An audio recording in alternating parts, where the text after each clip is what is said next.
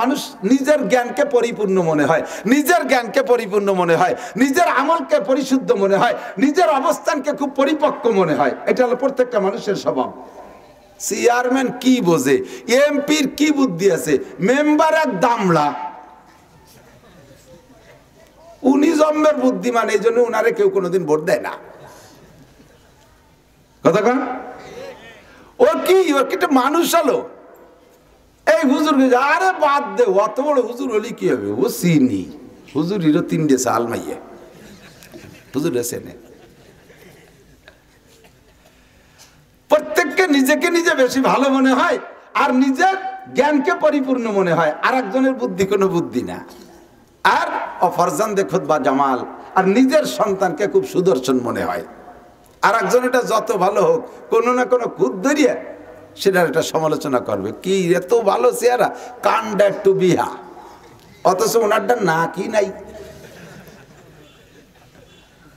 ওর দাঁত কেমন, অথচ ওনারটার দাঁত 3 মাড়িতি আছে না নাই। কথা কোন, আল্লাহ সমালোচনা পরনিন্দা এগুলো বাদ দেই, আমার আত্মসমালোচনা করি, আমি কত দোষে দোষী। কথা কন না কেন, আমি কত দোষে দোষী, নিজের আত্মসমালোচনা করি। আমার হিসাব যদি আমি হিসাব করি, তাহলে আমার আর কাহারও হিসাব করার সময় থাকে না, কাহারও হিসাব করার সময় থাকে না। আমার নিজের হিসাবটা আমি নিজে করলে, কথা কন না কেন, আমি সবচাইতে বড় দোষী, আমি সবচেয়ে বড় দোষী। আল্লাহু আকবার। আমার আপনার জিন্দেগির 4টি হিসাব দেওয়া লাগবে কি লাগবে না? 1 নম্বরে আনুমরিহি ফিমা আফনা, তোমার গোটা জিন্দেগির হিসাব যা বলতে চাইছি। সাহাবা কয় আমি 3 দিক দিয়ে বুঝছি আমি ইমানদার। ওই সাহাবা কয় হুজুর আমি 3 দিক দিয়ে বুঝছি আমি ইমানদার। 1 নম্বরে আমি প্রত্যেকদিন হিসাব লাগাই দেখি আমার আমল নামায় কোনো গুনাহ নাই। 2 নম্বরে আমার দিক তাকান, 2 নম্বরে হুজুর আমি হিসাব করে দেখছি, আল্লাহ আমি মুমিন এর হিসাব করে দেখছি, আমার 2 কাঁধে ফেরেশতা কিরামান কাতিবিন, 2 কাঁধে ফেরেশতা আছে না নাই? 2 কাঁধে ফেরেশতা। আমার ডাইন কাঁধের ফেরেশতা অবিরাম লেখার জন্য ব্যস্ত থাকে, বাম কাঁধের ফেরেশতা কোনো আমল করতে সময় পায় না, বাম কাঁধের ফেরেশতা লিখতে সময় পায় না। ওরে আমি কোনো কলমের খসখসি শব্দ শুনি না। আমি এতে বুঝছি আমি শুধু নেকি করি, আমি গুনার কাজ করি না, গুনাহ করলে তো উনি লিখতো। কথা কোন ঠিক না? আল্লাহু আকবার। এই হিসেবে আমি বুঝছি পাক্কা ইমানদার।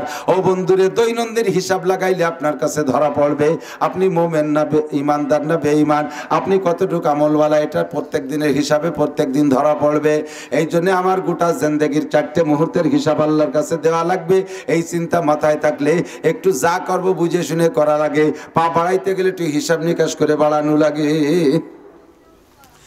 আল্লাহ 1 নম্বরে আনুমরিহি ফিমা আফলা, জবাব দেওয়া লাগবে কি লাগবে না আল্লাহর সামনে। সারা জীবন কোথায় কিভাবে কাটাইছো জবাব দিয়ে যাও।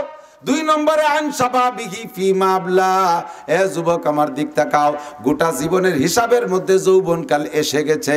তারপরও যৌবনকালের কথা হাদিসে আলাদা করে আসছে, কারণ যৌবনকালটা ইম্পর্টেন্ট টাইম, যৌবনকালটা ইম্পর্টেন্ট টাইম। বুড়ো হয়ে গেলে যে কোনো মানুষ ভালো হয়ে যায়, বুড়ো হয়ে গেলে ভালো হওয়া স্বাভাবিক, কিন্তু যৌবনকালে ভালো হওয়া বড় কঠিন। যৌবনকালটাকে যদি কেউ কন্ট্রোল করতে পারে, আল্লাহর নবী বলেন আরশে আজিমের নিচে বসাইয়া আল্লাহ পাক 500 বছর পর্যন্ত তার কুদরতি হাত দিয়ে বান্দার মুখে উঠাই খানা খাওয়াবে যেই সকল মানুষদেরকে। তার ভিতরে 2 নম্বর হলো শাবুন নাশা ফি ইবাদাতিল্লাহ, যে যুবক আর যুবতী যৌবনকালটারে কন্ট্রোল করলো, যৌবনে নামাজ পড়ে, যৌবনে রোজা রাখে, যৌবনে পর্দা করে, যৌবনে গান শোনে না, যৌবনে মদ খায় না, যৌবনে জেনা করে না, যৌবনে বেপর্দা করে না, যৌবনে জারি যাত্রা করসা গাজির গানে যায় না, যৌবনে উড়াকান্দি যায় না, যৌবনে ঠাউর বাড়ি যায় না, যৌবনে বাবার বাড়ি খাজার বাড়ি যায় না, যৌবনে চুরি ডাকাতি করে না, যৌবনে মারামারি দাঙ্গা হাঙ্গামা করে না, যৌবনে অকথ্য ভাষায় গালাগালি কাজাকাজি করে না। এক কথায় যৌবনকে কন্ট্রোল করে।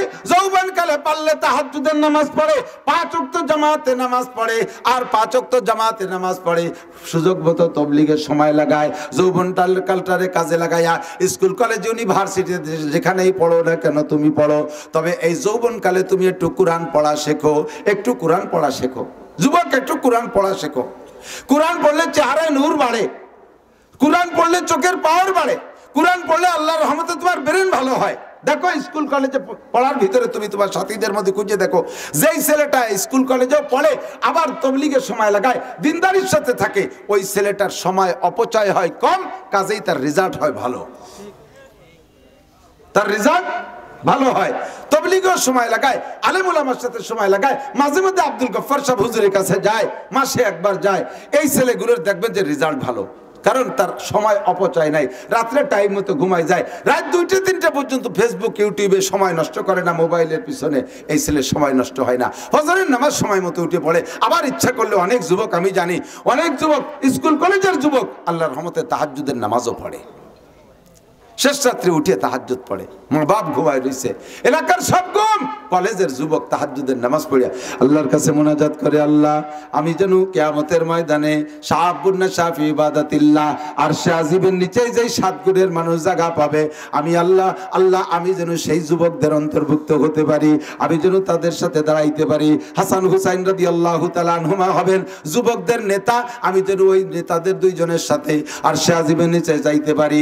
দুনিয়ার যে সকল নেতারা টন মারে, মন মারে, রাস্তা মারে, খাল মারে, ভিজিএফ কার্ড মারে, পঙ্গু ভাতা মারে, বয়স্ক ভাতা মারে, বিধবা ভাতা মারিয়ে খায়, এই সমস্ত নেতাদের সাথে যেন আল্লাহ আমার হাসর নাসর না হয়। যে সকল নেতারা আল্লাহ কিয়ামতে আরশে আজিমের নিচে জায়গা পাবে, হাসান হুসাইন রাদিয়াল্লাহু তাআলা আনহুমা, ওনাদের সাথে আমাকে উঠার তৌফিক দিও। এইগুলো শেষ রাত্রে তাহাজ্জুদের নামাজ পড়ে। যুবক নিজের যৌবনকে কন্ট্রোল করে, চক্ষুরে কন্ট্রোল করে, হাতরে কন্ট্রোল করে, জুলুম অত্যাচার করে না, মানুষের উপরে আঘাত করে না, অকথ্য ভাষায় গালাগালি কাজাকাজি করে না। এই যুবক তোমাকে আল্লাহর রহমতে আরশে আজিমের নিচে জায়গা দেওয়া হবে। যুবতী মহিলা, এই বয়সটাই গুনার বয়স। আরে বুড়ো হয়ে গেলে তো এমনি ভালো হয়ে যায়, বুড়ো হয়ে গেলে এমনি ভালো হয়ে যায় না? মাঝে মাঝে কই, আমার চাচা বলতেন, মৌলানা আব্দুল ওয়াহাব সাহেব রহমতুল্লাহ আলাইহি, চন্দ্রদি গেলে মহতাম সাহেব, ছোট ছোট চুটকি বলতেন, তার মধ্যে একটা চুটকি আমার মনে আছে। একজনটা জিজ্ঞেস করছে, এক বুড়ো জিজ্ঞেস করছে এক যুবক, এই তোর বাপ যে আগে এই চার দোকানে আসতো, আমরা 2 জনে কাশিয়ে ফাল্লা দিতাম, কিটা বেশি কাশতে পারে? তোর বাপ রয়ে যে মাস 3 দেখি নাকি মরি টরি গেছে নি? কয় না কাকা, আব্বা তো বাইসি আছে, আসে না রাস্তাঘাটে তেমন, তো বাইসি আছে, তোর বাপের কাজ সারছে? বলে হ্যাঁ, কাজ সেরে গেছে। কিভাবে সারলো? কয় কাশতে কাশতে বল বাইরে আসে, এমনি ছাড়ান দিছে, যেদিন বল ছিল সেদিন কাশছে, এখন বলও নাই, সে কাশাই চালান দিছে, এইভাবে সেরে গেছে। তো বুড়ো হয়ে গেলি ভালো হয়ে যাও, এমনি ভালো হয়ে যাও।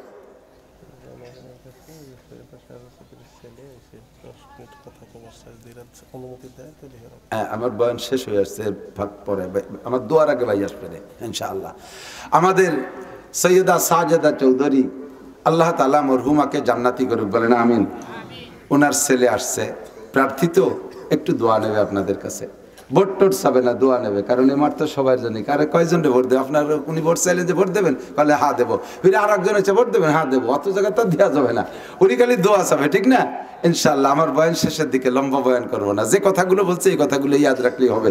উনি আসবেন আমার বয়ানের পরে ইনশাআল্লাহ। মাঝে ঢুকলি বয়ানের লাইন নষ্ট হয়ে যায়। উনরা তো নিশ্চয়ই আমাদের জনদরদি, উনরা তো এই ডিস্টার্ব করবে না ইনশাআল্লাহ। আসবে দোয়া নিতে, আমরা দোয়া করবো ইনশাআল্লাহ। তো কি বলা হয়, শাহাবুন নাশাফি ইবাদাতিল্লাহ, যে যুবক তার যৌবনকালটাকে ইবাদতের মধ্যে অতিবাহিত করেছে, আরশে আজিমের নিচে জায়গা পাওয়া। জোরে কোন সুবহানাল্লাহ। আরে ভাই, বুড়ো হয়ে গেলি তো কাশতে কাশতে বল পায় না, সে ছাড়ান দেয়। এই ছাড়ান দেওয়ার নাম তো কাজ সারিয়ে যাওয়া না। যৌবনকালে যতদিন কাশার ক্ষমতা আছে, অতদিনের ভিতরে যদি কাজ ছেড়ে দেয়, না কাশে, তাহলে বোঝা যাবে যে সুস্থ হয়েছে, নাকি বলেন? যখন কাশতে কাশতে বল নাই, সেই সময় ছাড়ান দিচ্ছে, ও ছাড়ানের কোনো দাম নাই। আমরা যৌবনকালটাকে ইবাদতের মধ্যে কাটাবো। যুবকরা একটু পাক্কা সিদ্ধান্ত নিতে পারবে ইনশাআল্লাহ? ইনশাআল্লাহ। দেখি কোন কোন যুবক নিতে পারবা। আমি নামাজ পড়বই ইনশাআল্লাহ, নামাজ পড়বই। বলো কয়েক তো? সপ্তাহে খালি শুক্রবারে? কয়েক তো? জোর হলো না? কয়েক তো? অকথ্য ভাষায় বকাবকি করব, মুরব্বীদের সাথে বেয়াদবি করব। মাশাআল্লাহ, হাত নামান। আমি আজকে বাজারের মধ্যে দিয়ে গাড়ি নিয়ে আসার সময় আমরা বক্তারাই আসছি, গাড়িতে বুঝতে পারছি আমি ভিতরে বসা, কিন্তু কয়েকজন যুবকের আচরণে আমার দিলটা একেবারে নষ্ট হয়ে গেছে। মনে চাইছিল গাড়ি ফিরেতে পারলে ফিরে চলে যাই। সালতা নগরকান্দার মানুষ কাজিয়াডাঙ্গা করো, প্রয়োজন হলে নিজেকে পেঁয়াজের খেতে যাই করো। তাই বলে মাহফিলের সময় বক্তারা আসতেছে, আলেম উলামা আসতেছে, বহিরাগত মানুষ আসতেছে, তুমি এই সালতা নগরকান্দার স্বভাবটা সে জায়গা প্রয়োগ করতে গেলে কিছুই কইতে পারলাম না, মারামারিও করলাম না, শুধু মনের থেকে বুঝছি যে তুমি এই এলাকার ভালো একজন ক্যাডার। এই কথাটা যদি আল্লাহর কাছে মামলা দিয়ে দেয় তাহলে তুমি রাস্তায় এক কদমও হাঁটতে পারবা না। শত শত তোমার মতো মস্তান যুবক রাস্তায় বালিশ ছাড়া শুয়ে পড়তেছে ট্রাকের চাকার বাড়িতে। দোয়া নেওয়ার চেষ্টা করো, বদদোয়া নেওয়ার চেষ্টা করো না। দোয়ায় তোমার হায়াত বাড়ায় দেবে, বদদোয়ায় তোমার হায়াত কমে যাবে। বদদোয়ায় হায়াত কমে যায়। হায়াতের নাম হলো মুআল্লাক তকদির। হায়াত হলো তকদিরে মুআল্লাকের ভিতরে লটকানো। আমার দিক তাকান, তকদির দুই প্রকার, মুবরাম আর মুআল্লাক। একটা হলো শিরোধার্য, কোনো কিছুতে পরিবর্তন হয় না। আর একটা হলো তোমার আমলের সাথে আল্লাহ লটকায় রাখছে। যদি তুমি আদব আর ভদ্রতার আচরণ করো মুরব্বীদের সাথে, তাহলে তারা যদি দোয়া দেয়, তাহলে তোমার বয়স যদি আগে লেখা থাকে 50, তাহলে দোয়ার বদৌলতে আরো বাড়াই দেওয়া হবে 10। আর যদি তুমি বেয়াদবি করো, মুরব্বীরা যদি বদদোয়া করে, তাহলে 18-19 বছর বয়সে বেয়াদবি করছো, ওই তোমার 60 বছর হায়াত ছিল কেটে দেওয়া হবে। তোমার ওই 18-19 বছর বয়সেই ট্রাকের চাকার তলায় রাস্তায় ডুলিয়ে দেওয়া হবে, তোমার হায়াতকে কর্তন করা হবে। এভাবে লেখা থাকে। এর কয় তকদিরে মুআল্লাক, যেগুলো শিরোধার্য রদবদল হবে না, ওটা হাজারো বোমা মারলে ছুটবে না। ওটা যে কার জন্য তকদির মুআল্লাক আর কারটা তকদিরে মুবরাম, এইটা আমরা জানি না, ওটা জানে আল্লাহ পাক রব্বুল আলামিন। কাজেই তুমি মনে করো যে তোমার তকদিরটা মুআল্লাক, অর্থাৎ আমলের সাথে জড়িত আছে। কি মানে, আমি যদি ভালো করি আল্লাহ আমার হায়াত বাড়ায় দেবে। মুরব্বীদের সাথে থেকে দোয়া নেই, আল্লাহ আমার হায়াত বাড়ায় দেবে। আমি যদি দিনদারির সাথে চলি, আল্লাহ আমার হায়াত বাড়ায় দেবে। আমি যদি আমল আখলাক ভালো করি, আল্লাহ আমার হায়াত বাড়ায় দেবে। তুমি হায়াতের তকদিরে মুআল্লাক মনে কইরা নেক কাজগুলো করো, মুরব্বীদের দোয়া নাও, ইনশাআল্লাহ হায়াত বাইরা যাবে। তুমি পরীক্ষা ভালো রেজাল্ট করবা, কর্মজীবন উজ্জ্বল হবে, চাকরি বাকরি ভালো পাবা, ভবিষ্যতে তুমিও নেতা হবা। আমাদের মামা এখন আছে, একদিন থাকবে না। ওনার আম্মা জান ছিলেন নেত্রী, ছিলেন বহুদিন পর্যন্ত, এখন তিনি নাই। এখন আসছে উনিও 200 বছর বাঁচবে না, উনিও 100 বছর বাঁচবে না, এক সময় চলে যাবে। এরপরে তোমরা যারা ভদ্র ছেলে আছো, স্কুল কলেজ ইউনিভার্সিটিতে পড়ো, এরপরে তোমাদের স্থান। তবে সেই পর্যন্ত যাইতে তোমার দোয়া নিতে হবে, তোমারও নেতৃত্ব দেওয়ার জন্য দোয়া নিতে হবে। বদদোয়া যদি নাও তাহলে রাস্তায় পড়িয়া যাবা, গন্তব্যে যাইতে পারবা না। আল্লাহু আকবার। কি বলতে চাইছি, এ বন্ধু, 4টি প্রশ্নের জবাব না দিয়ে এক কদমও বাড়া যাবে না। কয়টা? 1 নম্বরে আনুমরিগি ফিমা আফনা, গোটা জিন্দেগির হিসাব দিয়ে যাও। 2 নম্বরে শাবাবিহি ফিমা আবলা, যৌবনকালটা কোন কাজে লাগাইছো জবাব দিয়ে যাও। যৌবনকাল কোন কাজে লাগাইছো জবাব দিয়ে যাও। 3 নম্বরে আন মালিহি মিন আইন ইকতাসাবা ফিমা আনফাকা, এত পিএস পাইছো কোন জায়গায়? নিজের জমিতে হইছে না পরের জমিতে চুরি করে আনছো?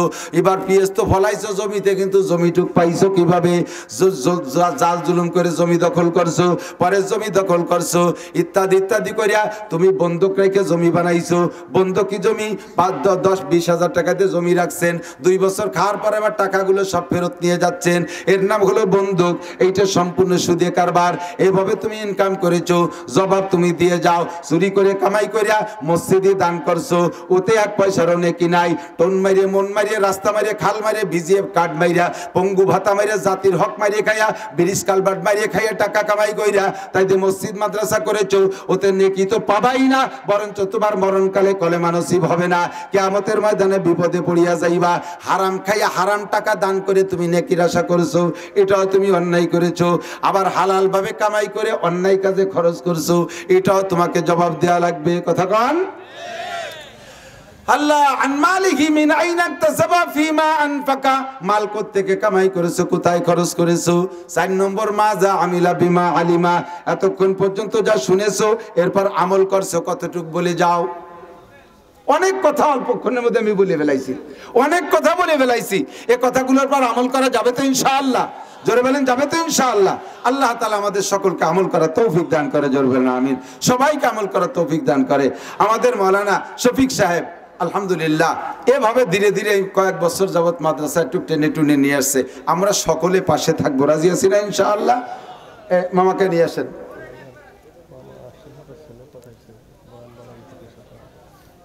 কি আগড়াতে আমার বয়ান শেষ হয়ে গেছে, বয়ান কথাগুলি আর করতে হবে না, ছেড়ে দেবো, মোনাজাত হয়ে যাবে।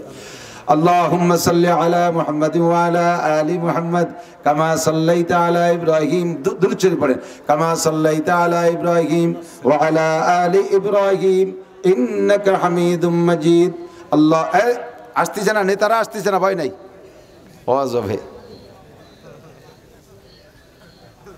একই সাথে দুই তিন রকম অলিবারা কথা এলোমেলো হয়ে যায়। আমি আছি আমার এক তালে, মাথার মধ্যে যখন আসছে যে নেতারা আসছে কিছু বলবে, তখনই আমার একটু কে বাদামা আমাতানা কিছুক্ষণ মেরে রাখার পরে ওয়া ইলাইহিন নুশুর, এই আল্লাহ তাআলা 6 ঘন্টা মেরে রাখার পরে যেহেতু বাঁচাই দিতে পারছেন, স্থায়ী মরণ দেওয়ার পরে আবার কিয়ামতের ময়দানে বাঁচাইতে পারবে কি পারবে না?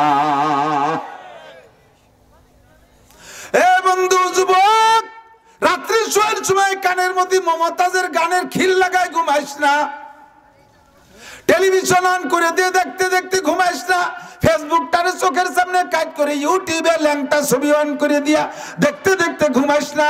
তোর ঘুমটা যদি ওই হালাতে হয়, তামুতুনা কামা তাহয়াউন ওয়া তুহশারুনা কামা তামুতুন, তোমার জীবনটা যেমন চলতেছে ওই হালাতে তোমার মরণ হবে। ওয়া তুহশারুনা কামা তামুতুন, যেমন তোমার মরণ হলো হাসরের মাঠে উঠবা তুমি ওইভাবে।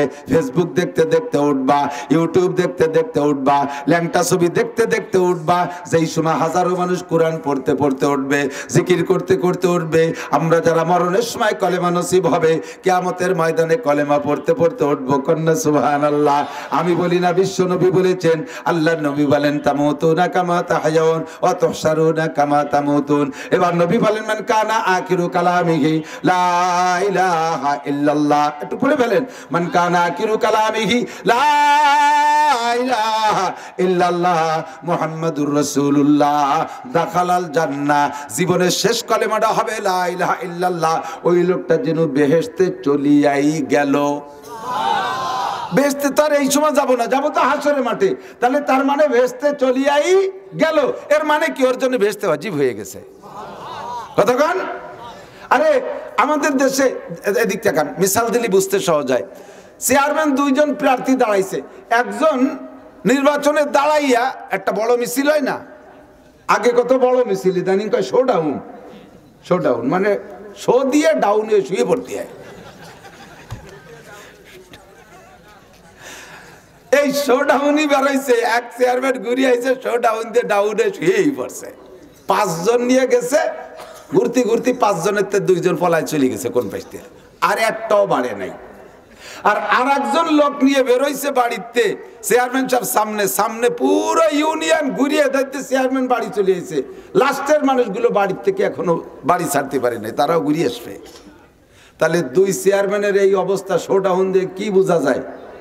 যার এত লোক তারে বলা যায় কি, তারে কয় যে তুমি চেয়ারম্যান হয়েই গেছো, তুমি চেয়ারম্যান হয়েই গেছে। আরো 5 জন নিয়ে ঘুরিয়ে আইছে, তার 2 জন পথে তারাই গেছে, তাহলে উনি ফেল করিয়ে ফেলাইছে।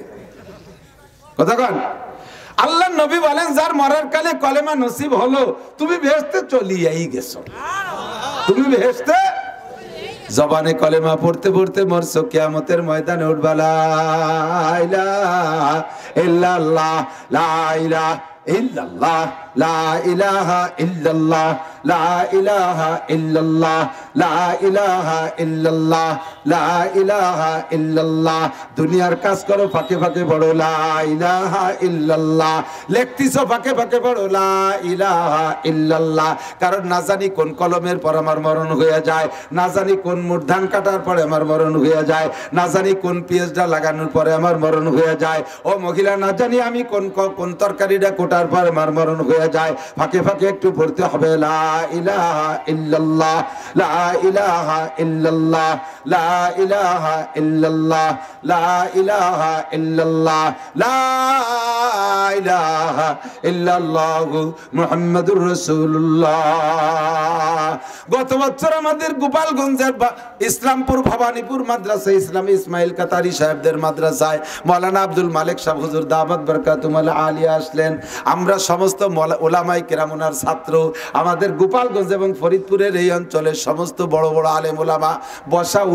উনি ক্লাস পড়াই, একটা ক্লাস করাইতেছেন, হাদিসের একটা ক্লাস করাইলেন, বুখারী শরীফের একটা ক্লাস।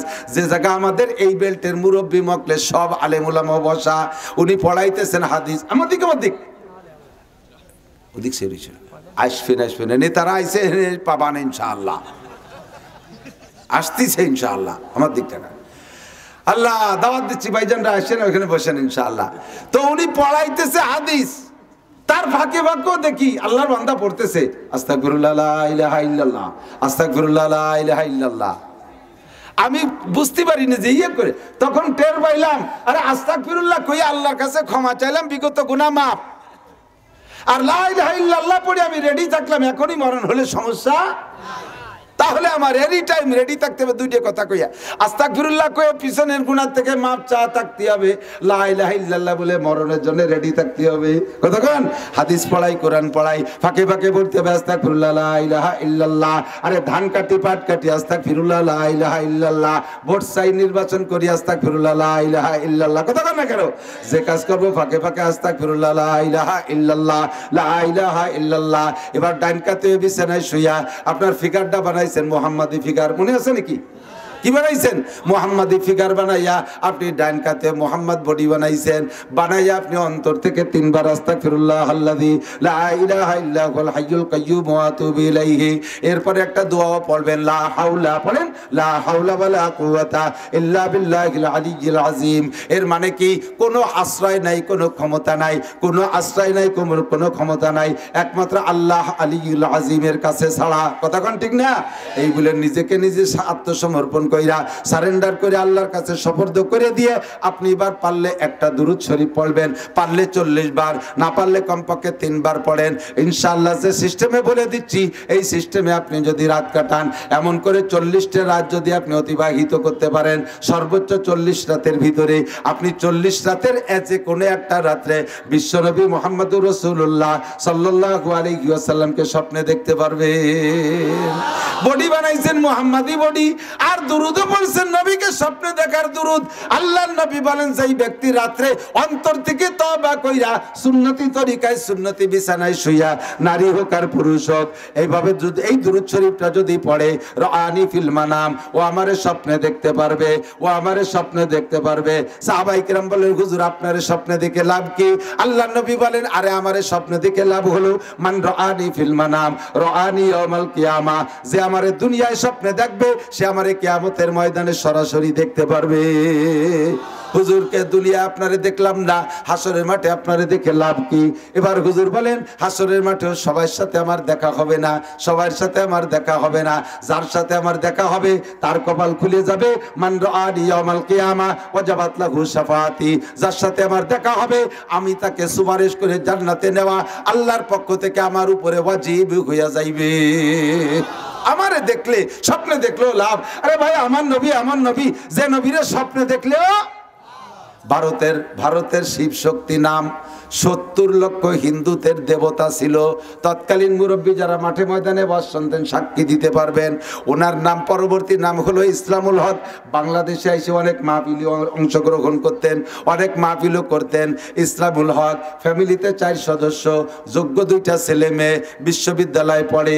আবার উনিও বড় নিজেও বহুত বড় জেনারেল পণ্ডিত মানুষ।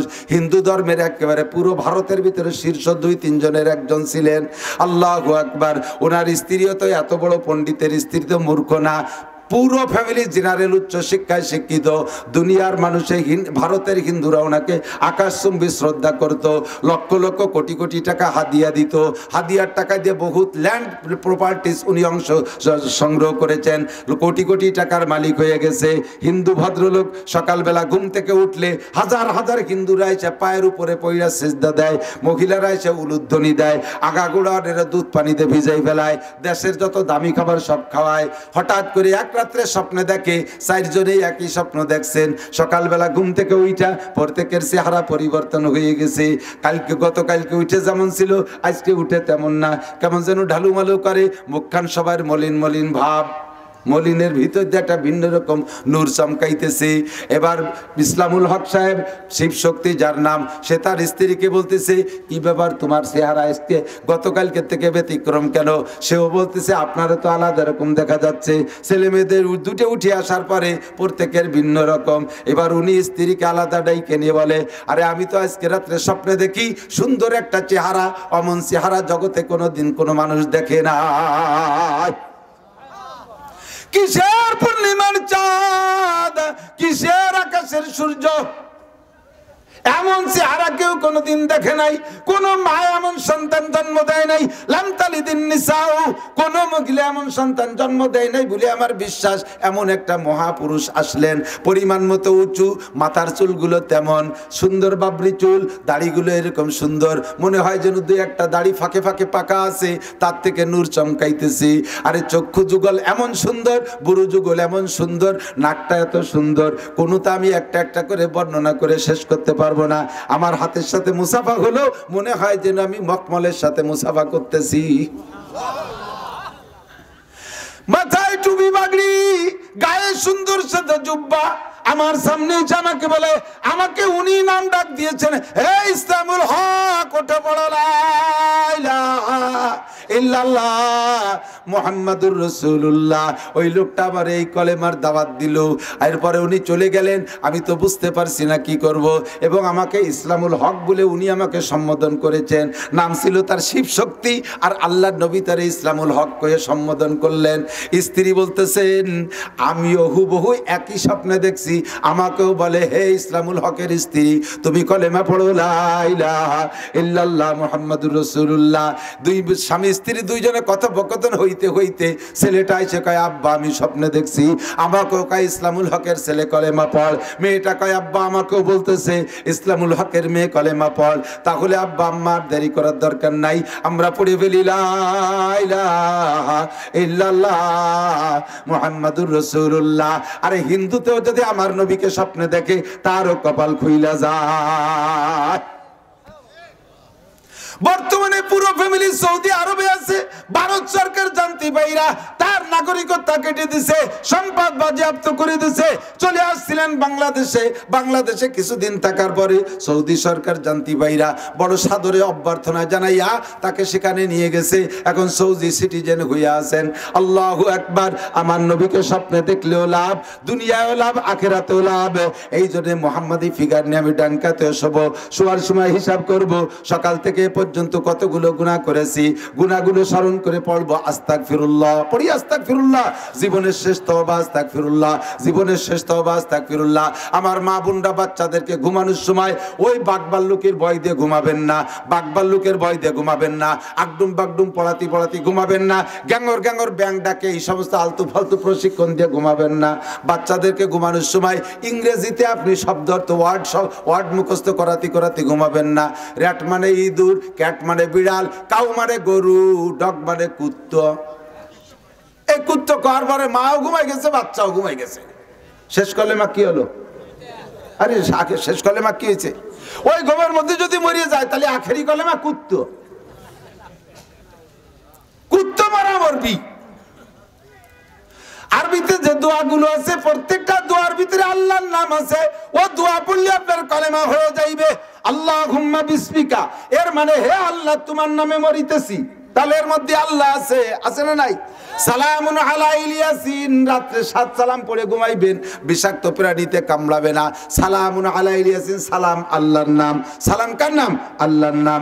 আউযু বিকালিমাতিল্লাহি তাম্মাতি মিন শাররি মা খলাক, রাতে শোয়ার সময় এই দোয়া পড়ে যদি ঘুমান, বিষাক্ত প্রাণীতে আপনাকে দংশন করবে না। ফাঁকে আউযু বিকালিমাতিল্লাহির ভিতরে যে আল্লাহ আছে, ওইটা আল্লাহর নাম। এই সব দোয়া পড়ে, যে কোনো দোয়া পড়ে ঘুমাইলে আপনার ওই ঘুমটা হবে কলেমাওয়ালা ঘুম। ওর মরণ যদি হয়ে যায় তাহলে মরণ হবে কলেমাওয়ালা মরণ। ও বন্ধুরে আমার দিক তাকান, তাহলে আমাকে কিয়ামতের ময়দানে আল্লাহর সামনে যাইতে হবে, হিসাব দিতে হবে। হিসাব ছাড়া এক কদমও বাড়তে পারবো না। লং টাইমের হিসাব একবারে আমরা দিতে পারবো না। কাজেই দৈনন্দিন হিসাব ক্লোজ করে গুছায় রাখবো। এক সাহাবা বলে, হুজুর আমার আমল নামায় কোনো গুনাহ নাই, আমার আমল নামায় কোনো গুনাহ নাই। হুজুর কয় কিভাবে বুঝলে? আপনি বলছেন হিসাব লাগাইতে, প্রত্যেক রাত্রে আমি সেই দিন থেকে হিসাব লাগাই। আমি বিছানায় শুয়ে হিসাব করে দেখি, আমি ঘুম থেকে উঠে বিছানায় আসা পর্যন্ত একটা গুনাহ করি নাই। মুরব্বীরা কেউ আছেন বলতে সাহস আছে? একটা দিন কোনো গুনাহ করেন নাই, ইচ্ছায় ও অনিচ্ছায়। গুনার থেকে বাঁচার কোনো উপায় নাই। এই যে বাজারের ভিতরে দিয়েছি, তাও দেখি, নিচের দিক তাকাই, তাও দেখি যুবতী মেয়েরা এই বাজার করতে এসে, আজকে এই মেলার মধ্যে এসে আইসেন ও আর শুনতে, সে জায়গায় গুনাহ কামাই করা লাগে। কতক্ষণ? সত্যি মিথ্যার অভাব নাই। গুনাহ ছাড়া চলার উপায় নাই। সাহাবা কয় হুজুর আমি প্রত্যেকদিন হিসাব করি আমার আমল নামায় কোনো গুনাহ ধরা পড়ে নাই। আরে নিজেকে নিজে তো সাত দোয়াতে তলিরাটি সবাই মনে করি, কথা কন না কেন? প্রত্যেকটা মানুষের স্বভাব, এনিম্যান এভরিবডি, প্রত্যেকটা মানুষের স্বভাব হামাকাসরা আকলে খুতবা কামাল নুমায়াত ও ফারজামদে খুতবা জামাল। শেখ সাদি রহমাতুল্লাহ আলাইহি বলেন প্রত্যেকটা মানুষের এই দুইটা স্বভাব আছে, হামাকাসরা আকলে খুতবা কামাল নুমায়াত।